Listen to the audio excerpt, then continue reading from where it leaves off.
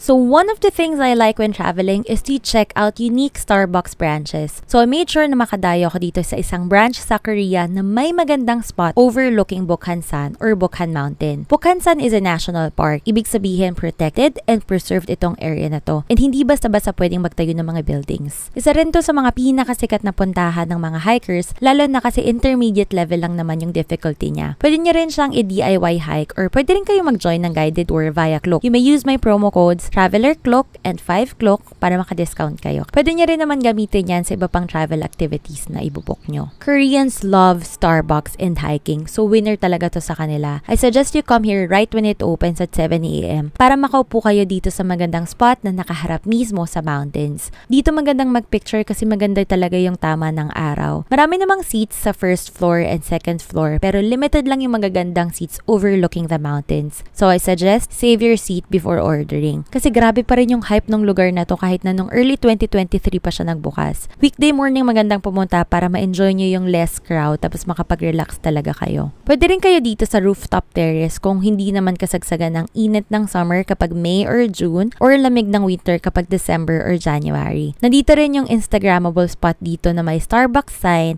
tas panoramic view ng mountains. Ang ganda. Pwede kayo dyan magmuni-muni. May mini park rin pala dun sa baba. So if you've been to other unique Starbucks branches, share your favorite Starbucks branch in the comment section para madayo rin namin. To get here to Starbucks The Bukhansan, take the subway to Gupabal Station, labas kayo ng exit 2, and then take a 10-minute ride via bus number 34 or 704. Make sure lang na sa tamang direction kayo papunta ha kasi kabilaan yung bus stop. Get off at Bukhansan Song bus stop and then lakad kayo ng mga 5 minutes. Marami ring parking if you decide to drive.